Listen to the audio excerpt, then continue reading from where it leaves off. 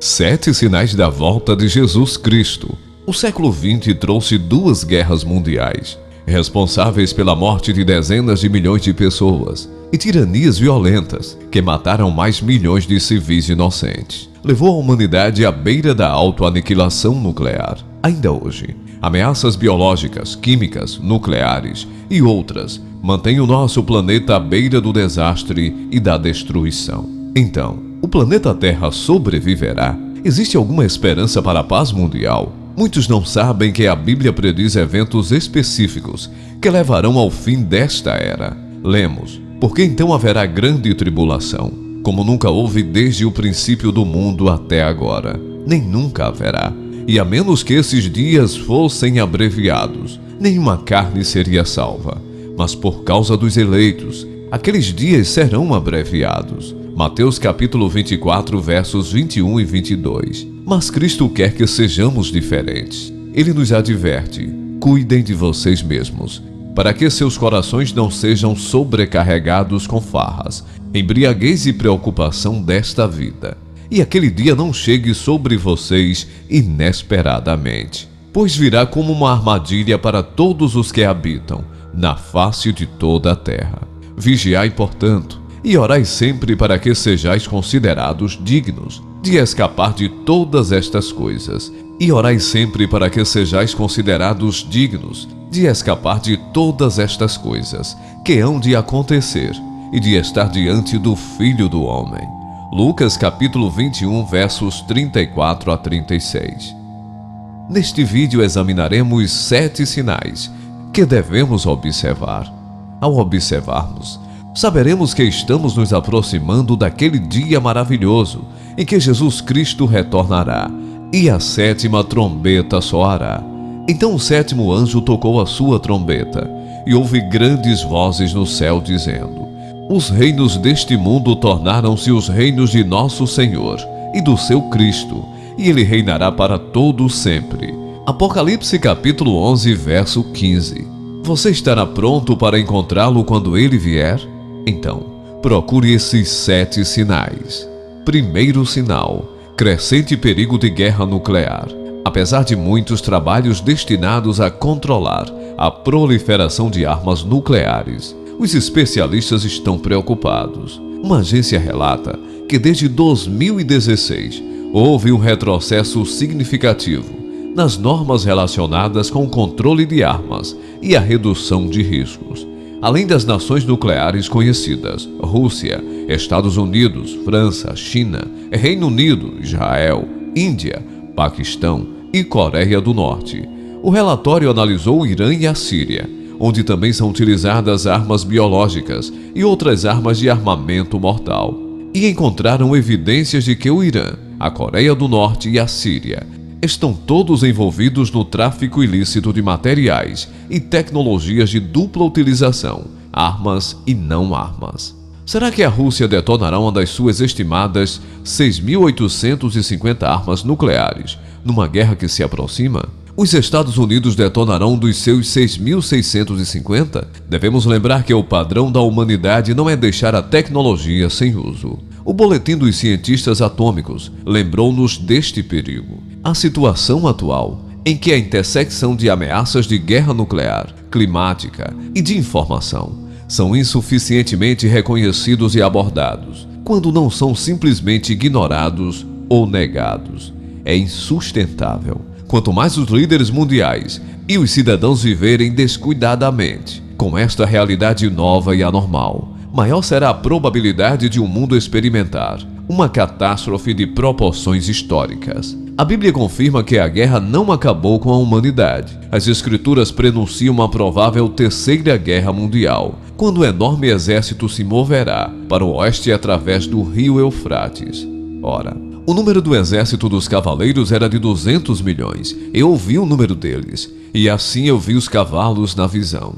Aqueles que montavam neles tinham couraças vermelhas como fogo, azul jacinto e amarelo como enxofre, e as cabeças dos cavalos eram como cabeças de leões, e de suas bocas saíam fogo, fumaça e enxofre. Por essas 3 pragas, 1/3 da humanidade foi morta, pelo fogo, pela fumaça e pelo enxofre que saíam de suas bocas.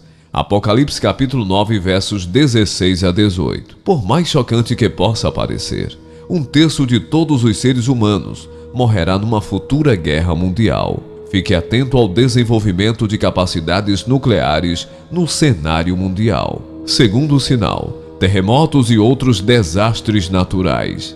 Milhares de pessoas morreram em Pompeia e arredores quando o Monte Vesúvio entrou em erupção em 79 d.C. 57 pessoas morreram quando o Monte Santa Helena entrou em erupção em 18 de maio de 1980.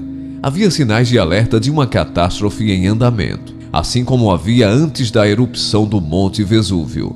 Como vimos anteriormente, os desastres naturais causam devastação humana e financeira.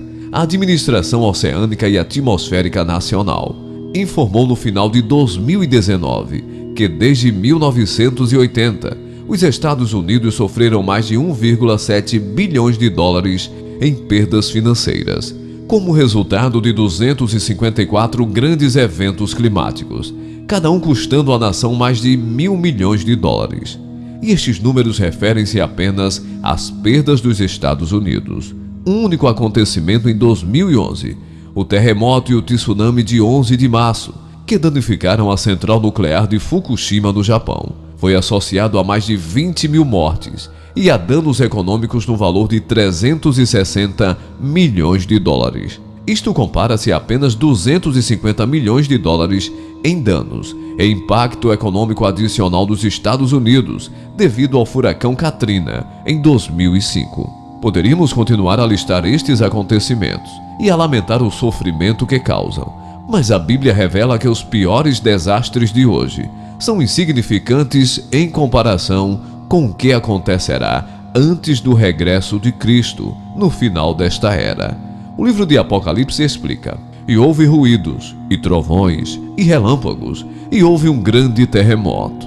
Um terremoto tão poderoso e tão grande como nunca havia ocorrido desde que os homens habitam na terra. Apocalipse capítulo 16, verso 18. As Escrituras revelam que tempos terríveis estão por vir, antes do retorno de Cristo. Mateus capítulo 24, versos 7 e 8. É claro que é prudente preparar-se para emergências ocasionais ou desastres naturais, mas enquanto os preparadores do juízo final armazenam grandes quantidades de alimentos, água e recursos, a única preparação que acabará por protegê-lo do que está por vir no mundo inteiro é ficar perto do Salvador e fazer o que ele diz para fazer. Terceiro sinal: perseguições intensas. Eles vos entregarão à tribulação e vos matarão, e sereis odiados de todas as nações por causa do meu nome. Mateus capítulo 24, verso 9. E sereis entregues até por vossos pais, irmãos, parentes e amigos, e matarão alguns dentre vós. Lucas capítulo 21, verso 16. Os cristãos são perseguidos desde os tempos bíblicos. Atos 4 marca o início da perseguição aos cristãos, logo após a descida do Espírito Santo, com a prisão de Pedro e João. Simbolicamente, então, afirma-se que esse foi o início da igreja perseguida. A perseguição ocorre quando cristãos e suas comunidades experimentam pressão e ou violência por razões relacionadas à fé deles em Jesus, fazendo com que cedam aos agentes condutores da dinâmica de poder prevalecente em seu ambiente.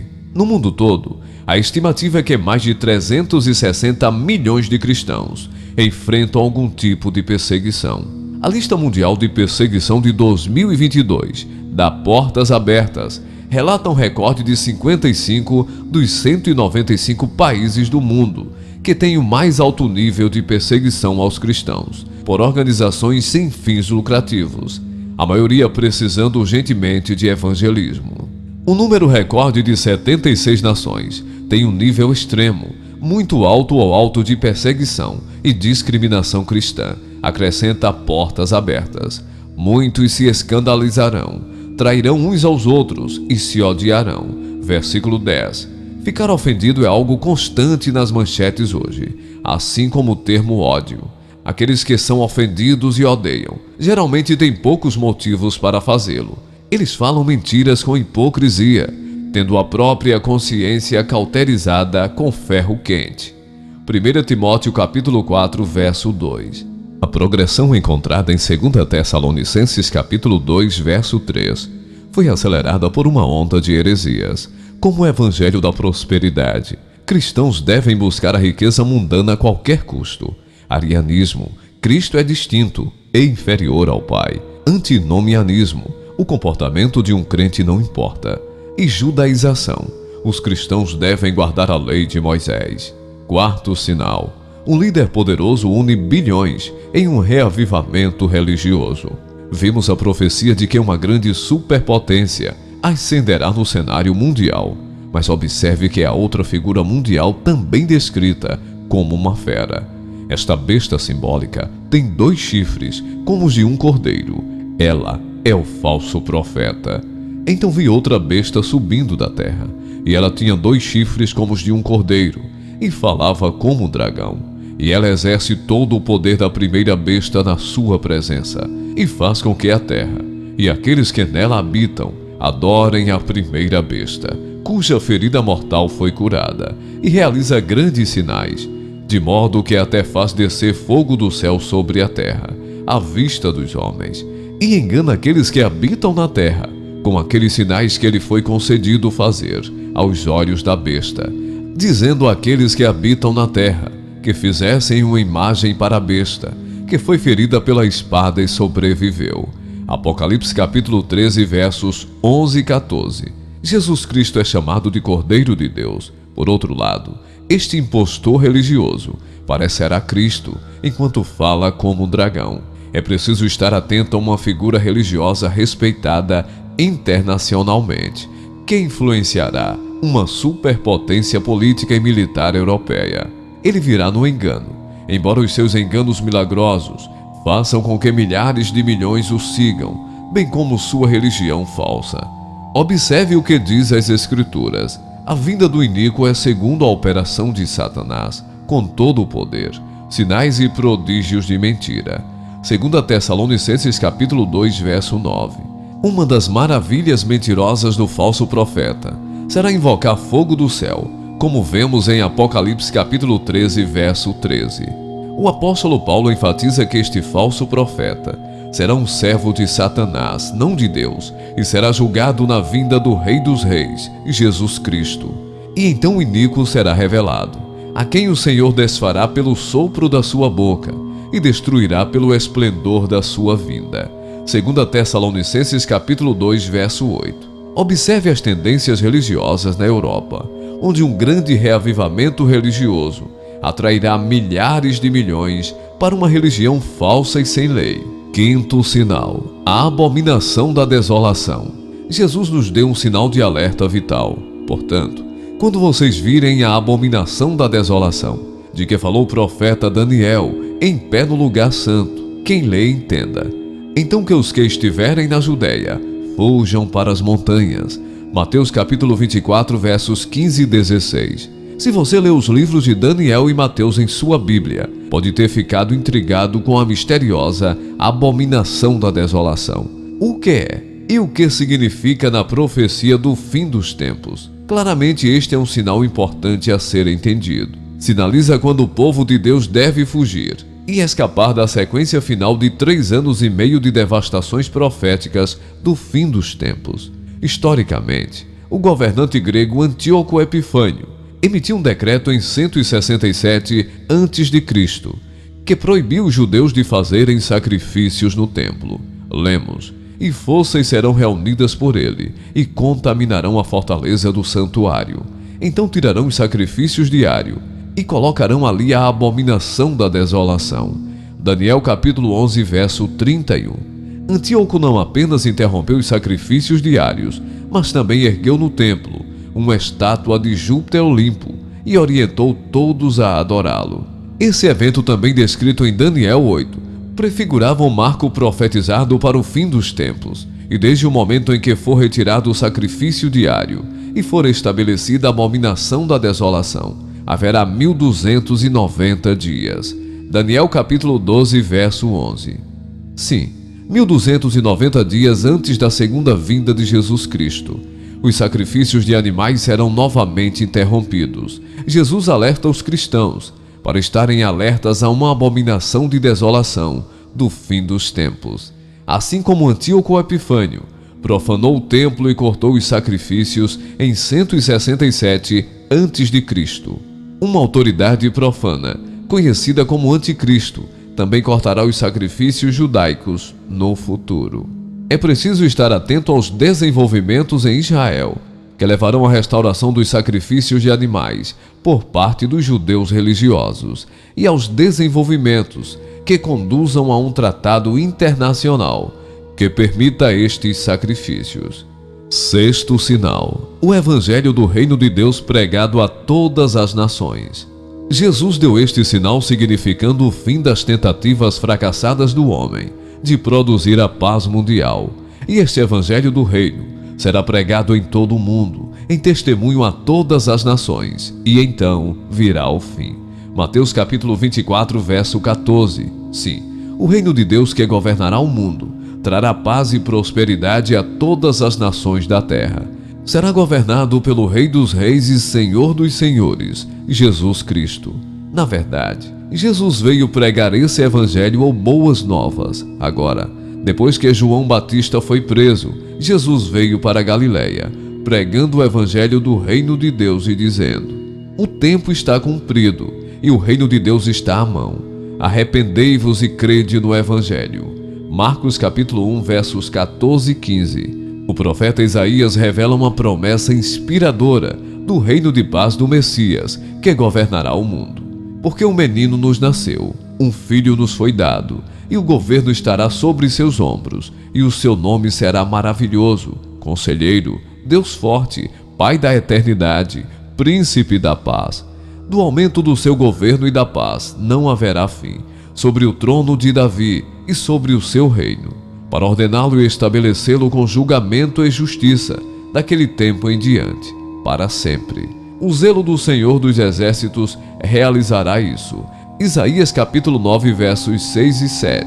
O mundo atual de conflitos, opressão e guerras será substituído pelo reino de Deus, o governo de Deus. Então o sétimo anjo tocou a sua trombeta, e houve grandes vozes no céu dizendo: os reinos deste mundo tornaram-se os reinos de nosso Senhor e do seu Cristo, e ele reinará para todo sempre. Apocalipse capítulo 11, verso 15. Sétimo sinal: sinais no céu e o dia do Senhor. Muitos que assistem às notícias mundiais e estudam as profecias bíblicas sabem que uma perturbação cósmica nos céus chocará todas as pessoas na terra. Lemos o seguinte: olhei quando ele abriu o sexto selo, e eis que houve um grande terremoto, e o sol tornou-se negro como saco de silício, e a lua tornou-se como sangue, e as estrelas do céu caíram sobre a terra, como a figueira deixa cair os seus últimos figos, quando é sacudida por um vento forte. Então o céu recuou como um pergaminho, quando é enrolado, e todas as montanhas e ilhas foram removidas do seu lugar, e os reis da terra, os grandes, os ricos, os comandantes, os valentes, todos os escravos e todos os livres, esconderam-se nas cavernas e nas rochas das montanhas, e disseram às montanhas e às rochas: caia sobre nós, e esconda-nos da face daquele que está sentado no trono, e da ira do Cordeiro, pois o grande dia da sua ira chegou, e quem poderá subsistir? Apocalipse capítulo 12, verso 17. Os chamados eclipses da lua de sangue certamente nos lembram deste evento profetizado, mas o evento real será muito, muito mais impressionante, até mesmo aterrorizante, e não será explicável pelas posições da Terra, do Sol e Lua. Estas perturbações cósmicas profetizadas anunciarão o dia do Senhor, o grande dia da ira de Cristo. Através das Escrituras, Deus nos avisa antecipadamente sobre julgamentos futuros. A lua ficará da cor do sangue e o sol ficará escuro. Milhares de meteoros iluminarão o céu. Jesus também nos alertou sobre esses sinais espantosos. Haverá sinais no céu, na lua e nas estrelas, sobre a terra, angústia entre as nações, em perplexidade por causa do bramido do mar e das ondas. Haverá homens que desmaiarão de terror, e pela expectativa das coisas que sobrevirão ao mundo, pois os poderes dos céus serão abalados. Lucas capítulo 21, versos 25 e 26. Sim, o julgamento está chegando a todas as nações do planeta Terra.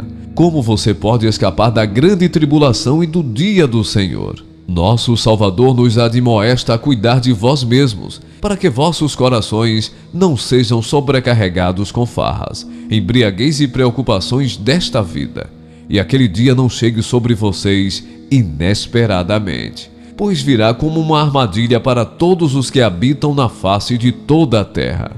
Vigiai, portanto, e orai sempre para que sejais considerados dignos de escapar de todas essas coisas que acontecerão e de estar diante do Filho do Homem. Lucas capítulo 21, versos 34 a 36. Prepare-se para o retorno de Cristo. Aguardamos ansiosamente o retorno de Jesus Cristo, o Messias, para governar todas as nações e estabelecer o reino de Deus na terra por 1000 anos. Então, aparecerá no céu o sinal do Filho do Homem. Todos os povos da terra se lamentarão e verão o Filho do Homem vindo sobre as nuvens do céu, com poder e muita glória. E ele enviará os seus anjos, com grande som forte de trombeta, os quais reunirão os seus escolhidos dos 4 ventos, de uma outra extremidade dos céus. Mateus capítulo 24, versos 30 e 31. Fique atento a esses 7 sinais do retorno de Cristo. Prepare-se e ore como o Mestre instruiu. Venha o teu reino. Mateus capítulo 6, verso 10.